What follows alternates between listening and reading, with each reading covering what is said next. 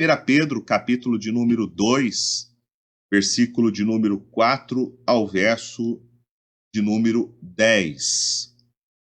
Eu quero ler com você esse texto da palavra de Deus e nessa manhã eu quero tratar com você sobre o seguinte tema: o privilégio da adoração espiritual.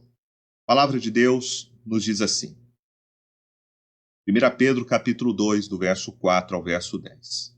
Chegando-vos para ele, a pedra que vive, rejeitada sim pelos homens, mas para com Deus eleita e preciosa. Também vós mesmos, como pedras que vivem, sois edificados casa espiritual, para serdes sacerdócio santo, a fim de oferecerdes sacrifícios espirituais agradáveis a Deus por intermédio de Jesus Cristo. Pois isso está nas Escrituras. Eis que põe em Sião uma pedra angular, eleita e preciosa, e quem nela crer não será de modo algum envergonhado. Ora vós outros, portanto, os que credes, é a preciosidade, mas para os descrentes, a pedra que os construtores rejeitaram. Essa veio a ser a principal pedra angular, e pedra de tropeço, e rocha de ofensa. São estes os que tropeçam na palavra, sendo desobedientes para o que também foram postos. Vós, porém, sois raça eleita, sacerdócio real, nação santa, povo de propriedade exclusiva de Deus, a fim de proclamardes as virtudes daquele que vos chamou das trevas para a sua maravilhosa luz. Vós sim, que antes não éreis povo, mas agora sois povo de Deus, que não tinhais alcançado misericórdia, mas agora alcançaste misericórdia. Quero meditar com você então sobre este tema, que é o privilégio da adoração espiritual.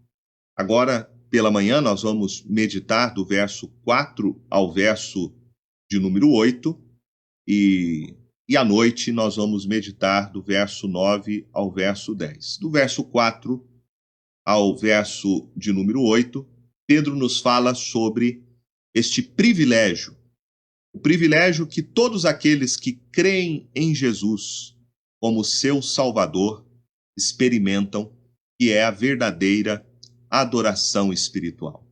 E no verso 9 ao verso 10, Pedro fala sobre o privilégio da proclamação que nós, como povo de Deus, temos. Então, agora pela manhã, vamos tratar apenas deste primeiro tema, que é o privilégio da adoração espiritual. Eu quero começar com esta definição. O que é um privilégio? O nosso dicionário diz que privilégio é um direito, uma vantagem, uma prerrogativa válidos apenas para um indivíduo ou um grupo em detrimento da maioria. Então nós, como crentes no Senhor Jesus, temos um grande privilégio. Nós temos um direito que nos foi conquistado por meio da obra que Cristo Jesus realizou por nós. E esse privilégio, esse direito diz respeito ao fato de nós podermos agora oferecer as nossas vidas para adorarmos o único Deus vivo e verdadeiro. É um grande privilégio nós, como povo de Deus, podermos adorar ao Senhor, podermos louvar o seu nome, podermos orar uns pelos outros e podermos pregar a sua palavra.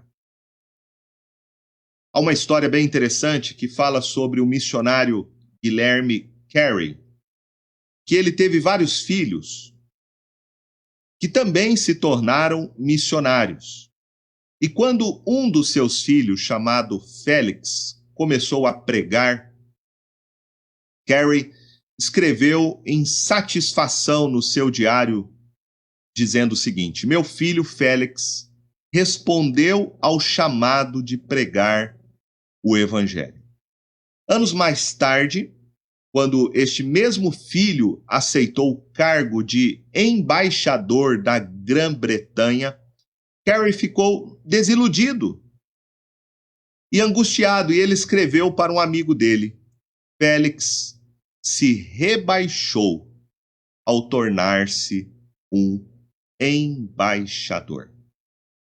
A história também conta que Billy Graham, que foi um dos maiores e mais influentes pregadores do mundo moderno, pregou para ginásios lotados de pessoas, conheceu reis, presidentes, sempre foi um conselheiro de quase todos os presidentes nos Estados Unidos. Certa vez disse que um político chegou para ele e disse: Billy Graham, você é tão conhecido, é tão influente na América que você poderia entrar para a carreira política, você poderia ser o que você quisesse, desde deputado, senador até presidente do país.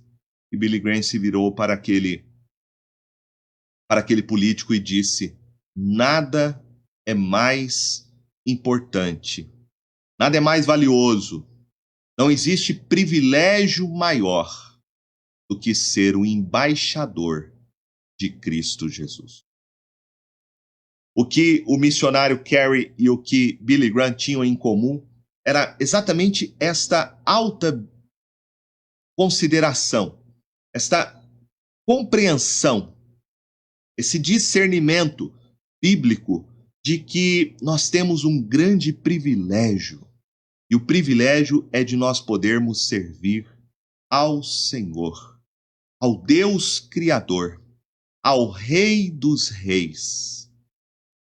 É sobre este privilégio, então, que Pedro trata nesta carta para aqueles cristãos que estavam sendo duramente perseguidos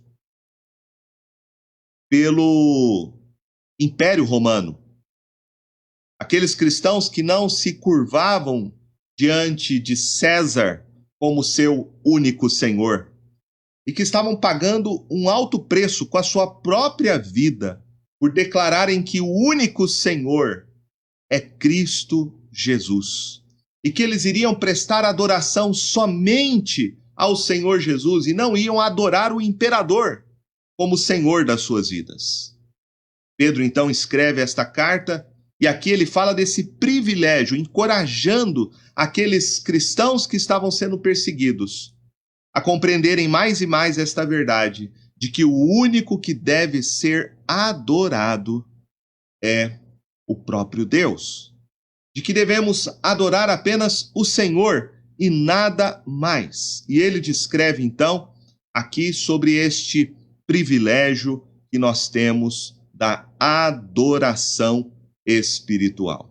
Primeira coisa que Pedro vai falar é que a igreja do Senhor Jesus, a sua verdadeira igreja, é a igreja que é uma casa espiritual. Ele usa esta ilustração, ele faz aqui uma alegoria, comparando a igreja, o povo de Deus, como uma casa, como um templo, cujo fundamento deste templo, o fundamento desta casa espiritual, sendo Cristo Jesus.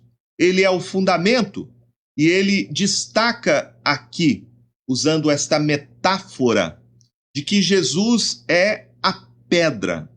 Jesus é a pedra. Essa é a primeira descrição que ele faz aí no verso de número 4. Jesus é o fundamento da igreja.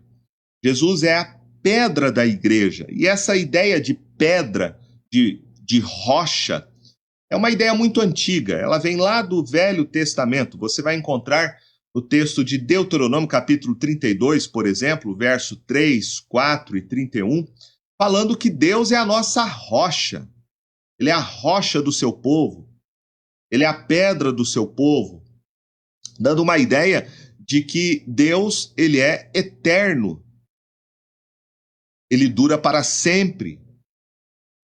Ele é forte, ele é poderoso, ele é irresistível. Então, a Bíblia vai fazer essa comparação, descrevendo aqui o caráter de Jesus como uma pedra. Jesus é a pedra da igreja, Jesus é o fundamento da igreja, Jesus é o alicerce da igreja. E veja algumas descrições que Pedro faz sobre Jesus como a pedra, o fundamento da igreja. Primeira coisa que ele diz aí no verso de número 4: chegando-se para ele a pedra que vive. A pedra que vive. Jesus é a pedra que vive. Aqui Pedro se refere ao fato de que Jesus está vivo.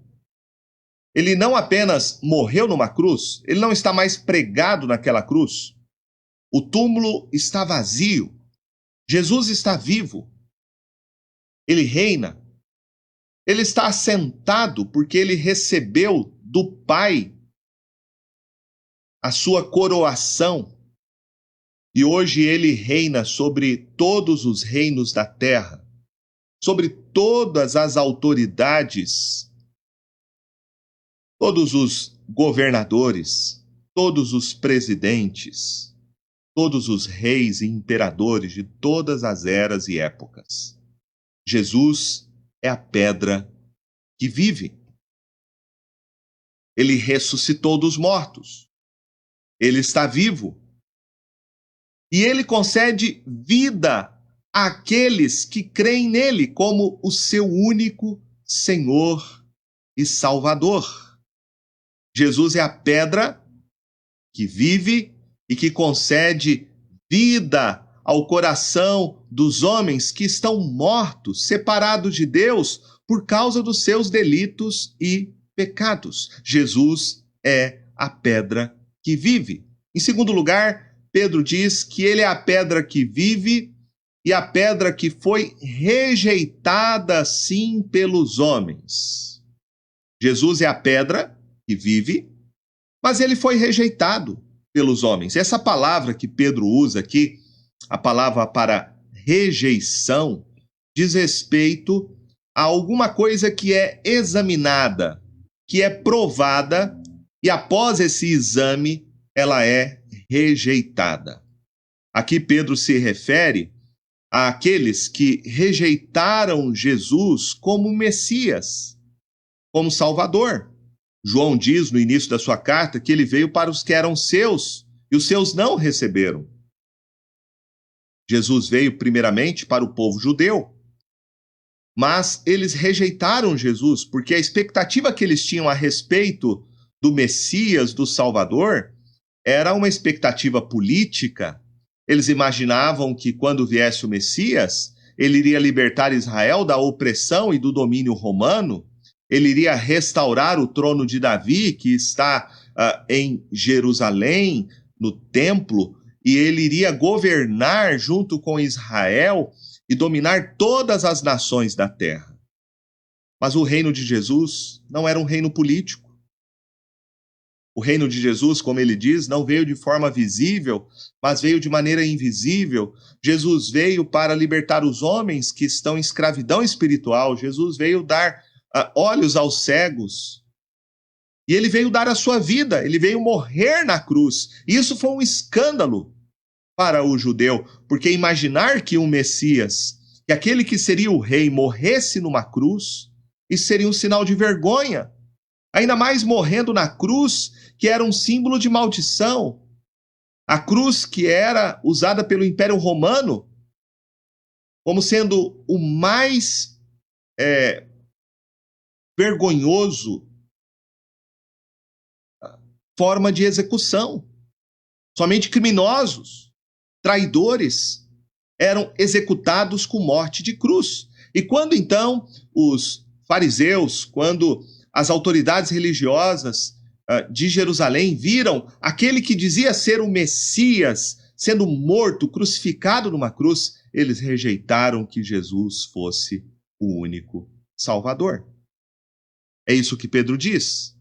Esta pedra que é Cristo Jesus que ressuscitou dos mortos, foi rejeitado pelos homens. Foi rejeitado pelos homens. Por isso, aqueles que seguem Jesus como seu Senhor e Salvador também sofrerão uma rejeição do próprio mundo. Os cristãos não perseguem ninguém, mas os cristãos serão perseguidos. A igreja do Senhor sofrerá perseguições por aqueles que, assim como rejeitaram Jesus, também rejeitarão o seu povo, também rejeitarão a sua igreja. Em todas as eras, em todas as épocas, a igreja do Senhor Jesus sofrerá, em maior ou menor medida, alguma espécie de rejeição, de perseguição, de retaliação do mundo incrédulo. Pedro nos fala que Jesus é a pedra viva, que foi rejeitada sim pelos homens, mas ele diz, mas para com Deus, eleita e preciosa. Para com Deus, eleita. Jesus é o Filho escolhido de Deus Pai. O apóstolo Paulo, escrevendo em Efésios capítulo 1, diz que ele foi eleito na eternidade. Ele foi escolhido por Deus. Ele foi planejado por Deus Pai na eternidade. Quando você vê o ministério terreno de Jesus, no seu batismo, por exemplo, em Mateus capítulo 3, versículo 17, diz que no momento que Jesus foi batizado por João Batista, todos ouviram uma voz do céu, dizendo, este é o meu filho amado em quem eu me comprazo. E o Espírito Santo desceu sobre ele, ungindo-o em forma de uma pomba. Jesus é o Filho escolhido por Deus Pai, que foi eleito antes da fundação do mundo. Uma pedra preciosa que foi planejada, diz Pedro, e enviada a este mundo para ser o nosso Salvador, para ser o nosso Senhor, para ser o fundamento da igreja, para ser o cabeça da igreja. Cristo Jesus é a pedra eleita por Deus. O próprio apóstolo Pedro, pregando que Jesus é a pedra, ele disse em Atos capítulo 4, verso de número 11 e 12, dizendo assim, Jesus, este Jesus, é pedra rejeitada por vós, os construtores, a qual se tornou a pedra angular. E não há salvação em nenhum outro, porque abaixo do céu não existe nenhum outro nome dado entre os homens pelo qual importa que sejamos salvos. Jesus é a pedra eleita, Jesus é a pedra preciosa, diz Pedro, porque a singularidade de Jesus é de que ele foi escolhido por Deus Pai antes da fundação do mundo e enviado a este mundo para ser o nosso único Salvador. Não existe salvação fora de Jesus. Pedro diz mais, ele diz que Jesus é a pedra que vive, é a pedra eleita, a pedra preciosa, e ele diz mais, ele diz, ele é a pedra principal, a pedra angular. Veja o que ele fala aí no verso de número 6. Por isso está na Escritura, e ele cita aqui o texto de Isaías, capítulo 28, verso 16, que diz, eis que ponho em Sião uma pedra angular, eleita e preciosa. Quem nela crer não será de modo algum envergonhado. Para vós outros, portanto, os que credes, é a preciosidade. Jesus é a pedra principal, a pedra angular. Ele cita aqui esse texto de Isaías, capítulo 28, verso 16, E esse texto de Isaías mostra que em Sião está a pedra angular. Em Sião, se você se lembrar, era um monte escolhido por Deus para ser construído o templo. Primeiramente foi colocado o tabernáculo, né, por Davi, quando conquistou Jerusalém, e depois construído por Salomão o templo. E a pedra angular se refere a esta pedra principal, o alicerce principal onde o templo foi construído. Isaías está se referindo a esta pedra angular e Pedro aqui interpreta isso como sendo uma sombra, um tipo de Cristo Jesus. Cristo Jesus sempre foi a pedra eleita por Deus Pai, que foi simbolizado no Antigo Testamento pelo templo, que foi simbolizado pelo sacrifício, que foi simbolizado pelo sacerdote. Cristo está presente no Antigo Testamento através do espírito da profecia e através de toda a simbologia que envolvia a adoração a Deus dentro do templo.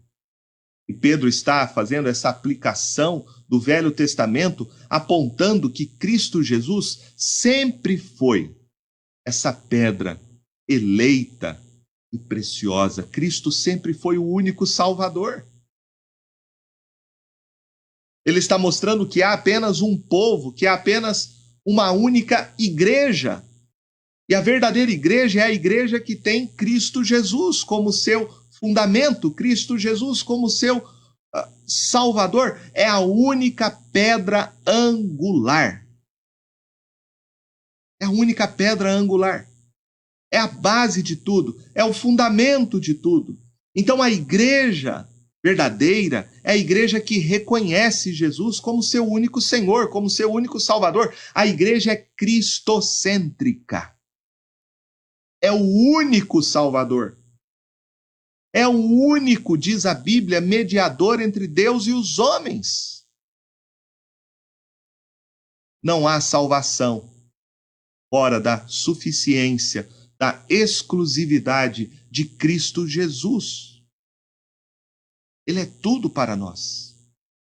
Sem Jesus estaríamos perdidos, sem Jesus estaríamos condenados em nossos pecados, sem Jesus receberíamos a ira de Deus pela nossa transgressão.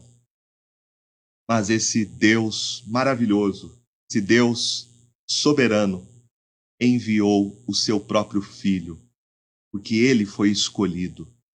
Ele foi apontado no Antigo Testamento. Ele foi profetizado e prometido pela boca dos profetas. E ele veio para ser o nosso Salvador, Jesus Cristo. Ele é a pedra angular. Ele é a pedra fundamental, a pedra principal da nossa salvação.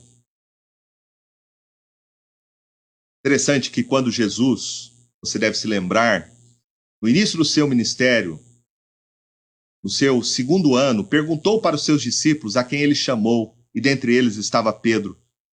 E Jesus perguntou: o que dizem as multidões que eu sou? Quem diz ser o Filho do Homem? E alguns diziam, alguns falam que é João Batista, outros Elias ou algum dos profetas. E Jesus se vira para os seus discípulos e pergunta: mas para vós, quem eu sou? E Pedro então disse: tu és o Cristo, o Filho do Deus vivo. E Jesus disse: Pedro, não foi carne e sangue que tu revelaram essas coisas, mas meu Pai que está nos céus. A partir de hoje, não se chamará mais Simão, mas Pedro. E sobre esta pedra edificarei a minha igreja. Há uma grande discussão sobre isso, né? Quem é a pedra? Alguns vão defender a ideia de que a pedra é Pedro. Pedro é a pedra. Mas se você ver a declaração de Pedro em Atos capítulo 4, ele vai dizer que a pedra é Cristo Jesus. Então, quando Jesus faz esse trocadilho, dizendo, agora você chamará Pedro e sobre esta pedra, Jesus está falando que a confissão de Pedro é a pedra. A confissão de Pedro. E qual foi a confissão de Pedro? Tu és o Cristo, o Filho do Deus vivo. Pedro reconhece que Jesus é a única pedra, o único Salvador. E é isso que ele próprio diz aqui na carta, quando fala, mas para vós outros, referindo-se à igreja, portanto, os que credes, é a preciosidade. É a preciosidade. Se você reconhece que Jesus é o seu único e suficiente Salvador, esta confissão que você faz com seus lábios, aquilo que você crê com seu coração, é a sua preciosidade. Jesus é o seu Senhor, Jesus é o seu Salvador. E não existe nada mais precioso do que reconhecer Ele como a pedra angular, o fundamento de tudo, o alicerce de tudo, o único Salvador. Foi isso que Pedro reconheceu quando ele fez essa confissão. Portanto, a pedra da igreja, o fundamento da igreja não é Pedro, não é nenhum sucessor de Pedro. A pedra da igreja é Cristo Jesus. Ele é a pedra da igreja e sobre esta pedra a igreja está edificada e as portas do inferno jamais prevalecerão contra ela. Se a igreja não tem Cristo como a sua pedra fundamental, como seu único Senhor e Salvador, como o único mediador entre Deus e os homens, esta igreja não é a igreja de Cristo e, portanto, essa igreja não resistirá a nenhum tipo de oposição do mal. É isso que o apóstolo Pedro diz. É isso também que o apóstolo Paulo vai dizer lá em 1 Coríntios, o capítulo de número 3, ele diz assim, a partir do verso 10, segundo a graça de Deus que me foi dada, lancei o fundamento, como prudente construtor, e outro edifica sobre ele. Porém, cada um veja como edifica. Porque ninguém pode lançar outro fundamento além do que foi posto, o qual é Jesus Cristo. Contudo, se o que alguém edifica sobre o fundamento é ouro, prata, pedras preciosas, madeira, feno, palha, manifesta se tornará a obra de cada um, pois o dia a demonstrará, porque está sendo revelada pelo fogo, e qual seja a obra de cada um, próprio fogo o provará. Veja que Paulo fala que há um único fundamento que foi posto. Não foi posto pelos homens. Essa pedra angular, ela foi eleita pelo próprio Deus.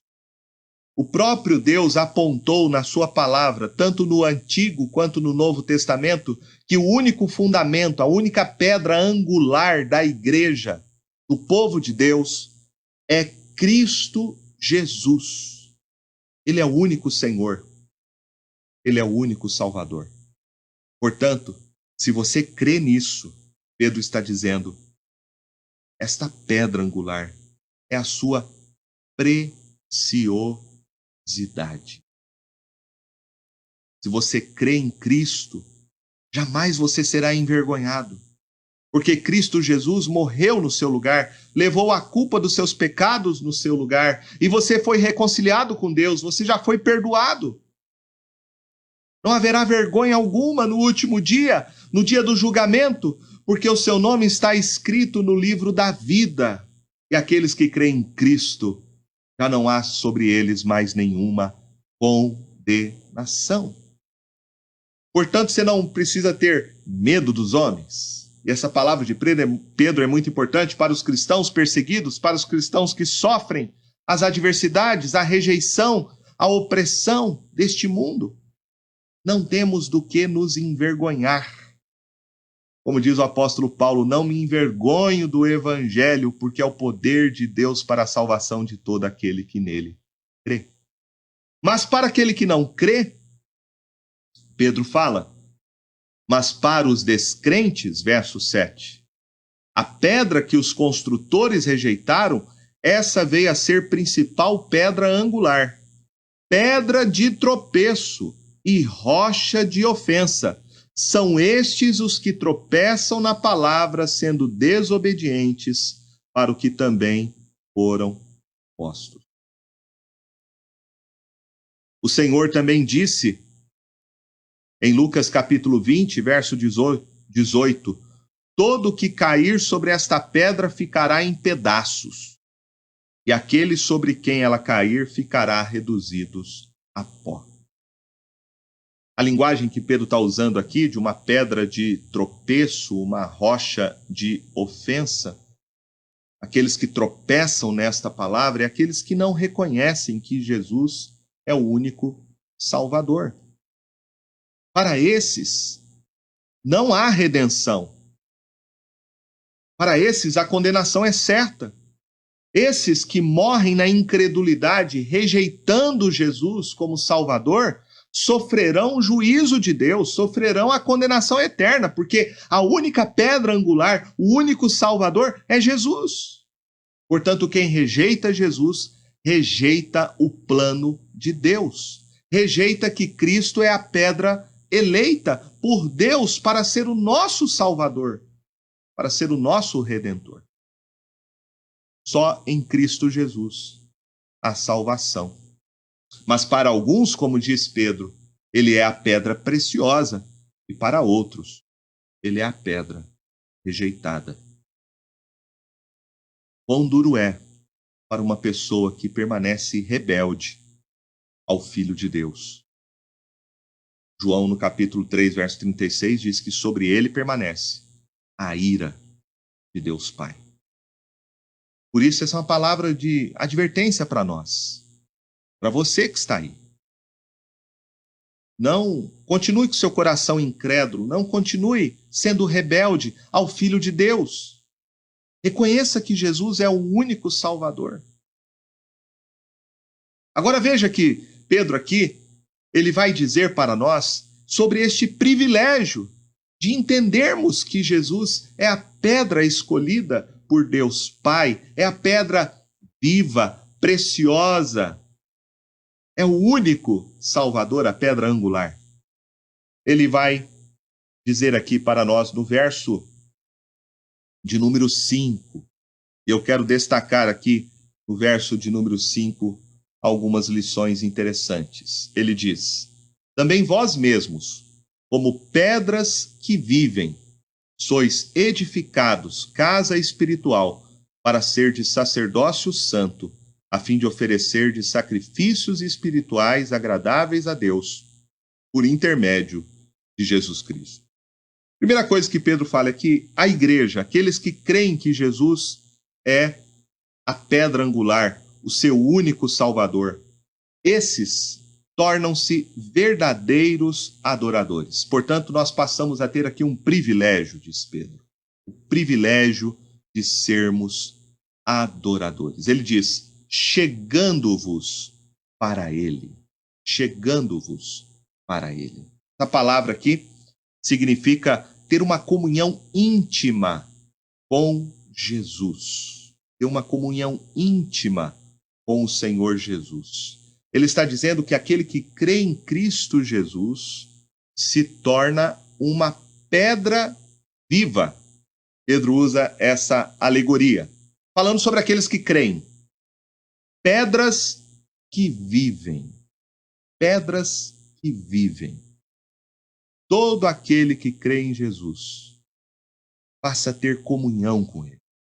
E você passa a ter a vida de Jesus em você. Mesma vida. Vida eterna. A vida que Jesus tem na sua ressurreição, vencendo a morte. Aquele que crê nele passa a desfrutar deste poder. Passa a experimentar esta vida. esta comunhão com Deus Pai. Porque os nossos pecados nos separaram de Deus e por causa dos nossos pecados, diz Paulo, nós estamos mortos. Mas pela fé em Jesus nós recebemos vida, comunhão, somos ressuscitados espiritualmente. E hoje, pela fé em Jesus, nós estamos assentados nos lugares celestiais. Nós somos pedras vivas, porque nós temos o mesmo poder, a mesma vida, a mesma comunhão que Jesus tem com Deus Pai, nós temos com Ele. Em segundo lugar, Pedro diz que a igreja não só desfruta de uma união espiritual com Cristo, mas a igreja também é uma casa espiritual. Veja que linguagem muito interessante. Pedro fala, nós somos pedras que vivem. Aí ele diz, sois edificados casa espiritual. Sois edificados casa espiritual. A igreja do Senhor são aqueles que creem em Jesus, tanto no Antigo quanto no Novo Testamento. No Antigo Testamento, aqueles que criam a respeito da vinda do Salvador, e no Novo Testamento, aqueles que creem que o Salvador veio e é Cristo Jesus. Esses tornam-se pedras. Pedras. Nós nos tornamos essas pedras edificadas sobre Cristo, que é a pedra angular, e somos colocados sobre ele, como numa construção. Essa a ideia que Pedro está usando aqui. Somos edificados. A palavra edificação significa construídos.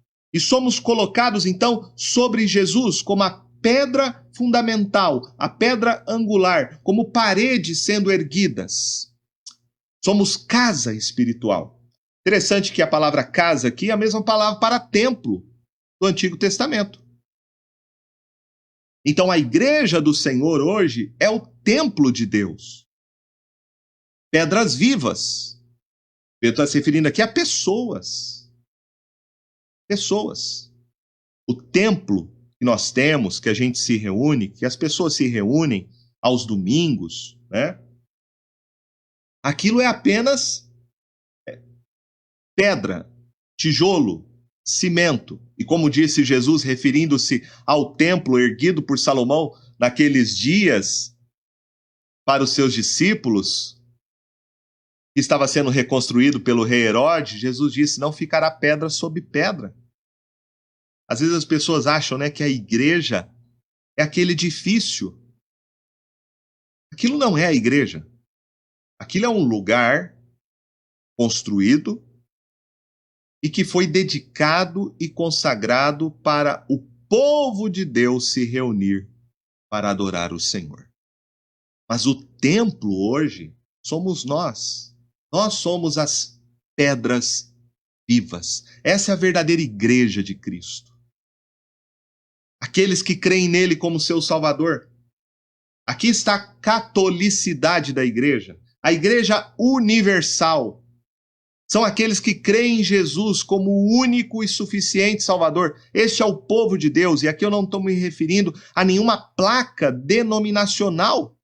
Porque a salvação não está numa organização, a salvação não está numa instituição, a salvação não está numa placa, a salvação está somente em Jesus.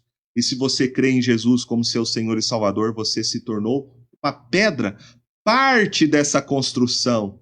E o Senhor está fazendo no decorrer da história, que é a sua igreja, que começou lá no Antigo Testamento e terminará na volta de Jesus. O seu povo, a sua igreja. Pedras vivas que vão sendo colocadas neste edifício espiritual que está sendo construído, que é a sua igreja, que é o seu povo. Pedro fala que nós somos casa espiritual que está sendo edificada para sermos o quê? Sacerdócio santo.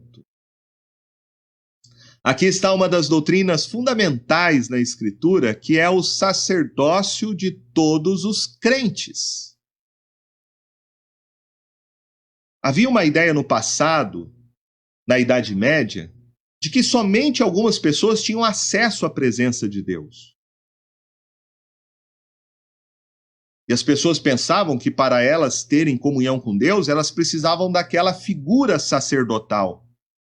Precisavam daquele mediador para o seu culto ser aceito, para a sua oferta ser aceita, para a sua vida ser aceita.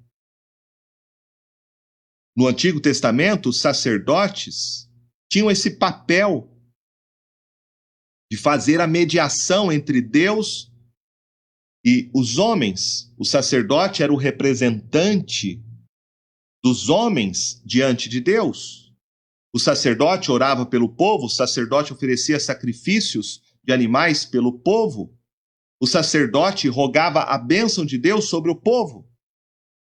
Mas agora que veio Cristo Jesus e o véu foi rasgado, é por meio de Jesus somente que nós temos agora acesso à presença de Deus. E é isso que Pedro está dizendo. Nós não precisamos mais de nenhuma figura sacerdotal.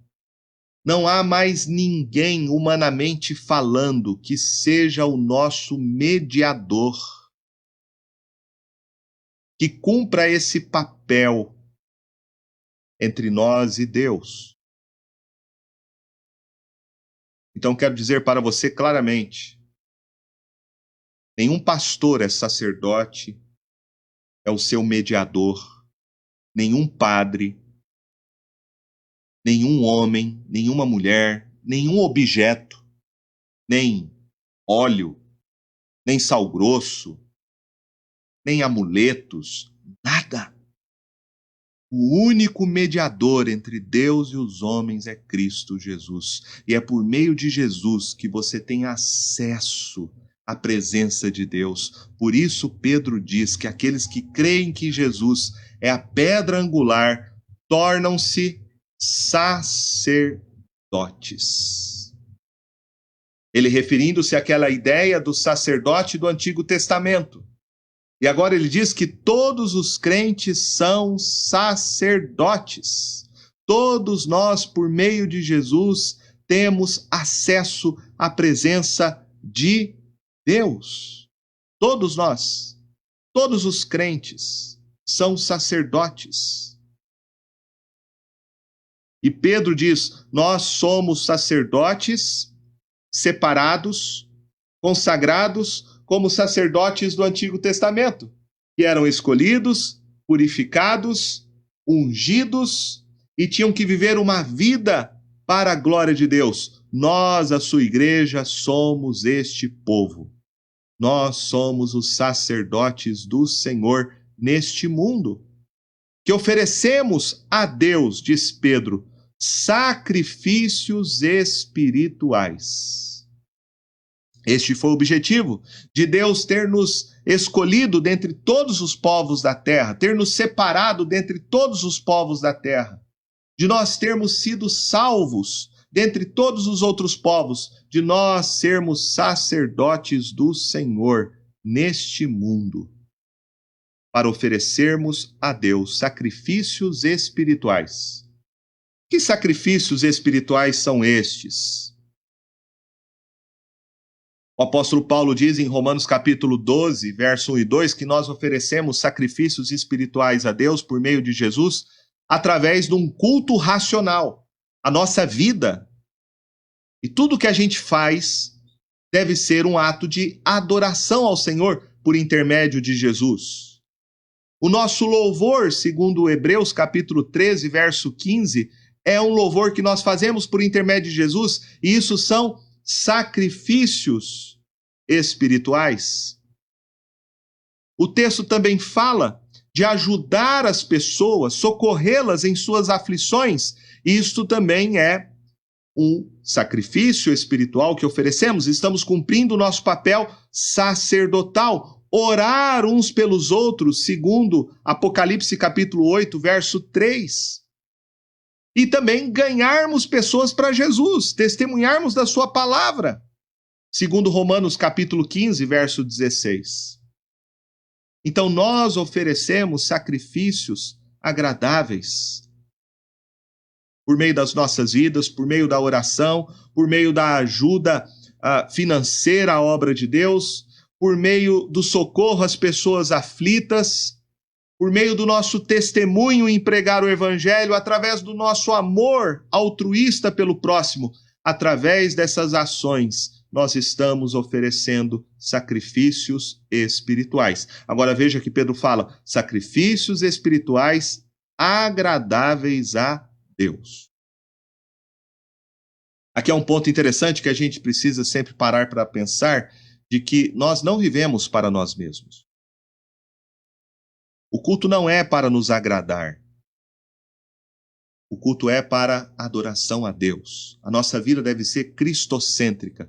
Tudo que a gente faz deve ser para este alvo, porque nós somos criados por Deus para a glória de Deus. Lembra o que Jesus disse para aquela mulher samaritana? Que o Pai procura verdadeiros adoradores, que o adorem em espírito e em verdade. São estes que o Pai procura para ser o seu adorador.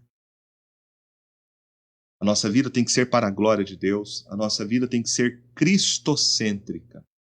Sacrifício agradável a Deus. Aí Pedro termina dizendo, por intermédio de Jesus Cristo. Nós somos aceitos por Deus. Os nossos sacrifícios espirituais são aceitos pelo Senhor por causa de Jesus. Não é por causa das nossas obras. Não é por causa dos nossos méritos. Porque as nossas obras não são perfeitas. Nossas obras, nossas mãos estão sujas de sangue, como diz Isaías capítulo 1.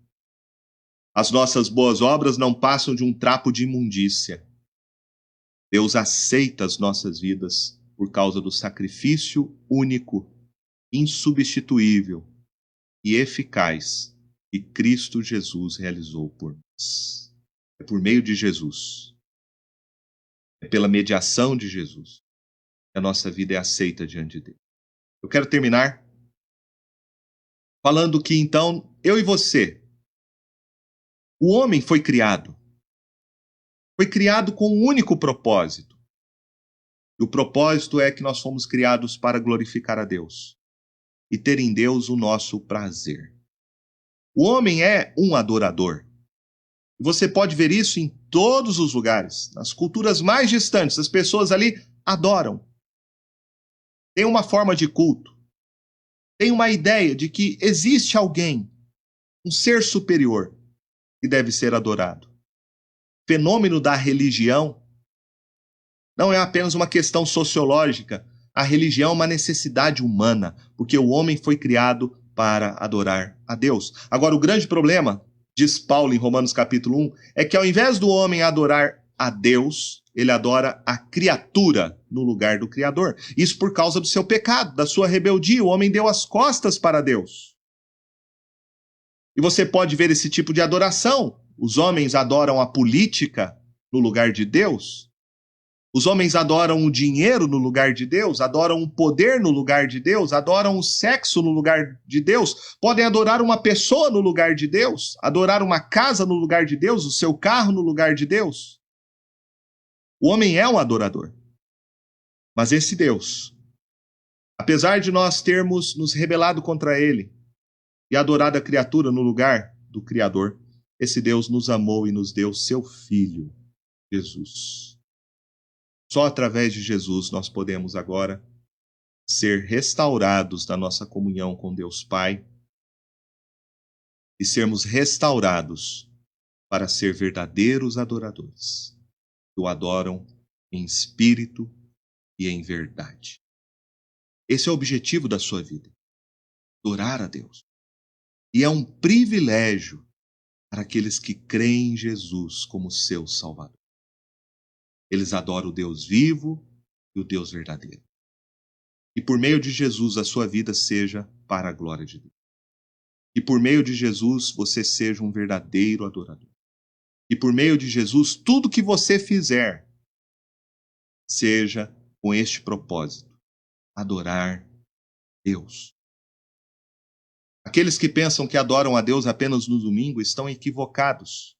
que restringem a adoração apenas a um culto formal, estão pensando erradamente. Nós adoramos a Deus de segunda a segunda. É verdade que o domingo é um dia especial, porque é um dia que nós nos reunimos. É o ajuntamento da Assembleia dos Santos. É o dia que nós devemos santificar, porque é o dia que Jesus foi apontado como nosso Salvador através da sua ressurreição. Mas quando você vai para o trabalho na segunda-feira, ali você está também adorando a Deus por intermédio de Jesus. Portanto, leve Deus para o seu trabalho e leve o seu trabalho à presença de Deus. Faça do seu trabalho a sua liturgia, a sua adoração.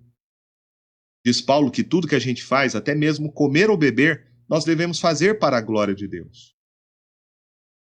Esta é a visão que nós devemos ter. A cosmovisão bíblica de que a nossa vida está na presença de Deus diariamente. Vivemos diante da face de Deus e por meio de Jesus oferecemos nossa vida, nossas realizações, nossos pensamentos para a glória desse Deus. Então viva com este alvo, viva com este propósito, porque ou você vai adorar a Deus ou você vai adorar a si mesmo. Ou você vai glorificar a Deus ou você vai glorificar a si mesmo. Ou você adora o Criador ou você adora a criatura. Em Cristo Jesus podemos adorar a Deus. Em Cristo Jesus somos o povo de Deus. Somos sacerdotes. Somos a sua casa espiritual, onde habita o seu Espírito, o Espírito Santo. Somos templo do Espírito Santo. Então que a sua vida seja para a glória e adoração deste Deus. Amém?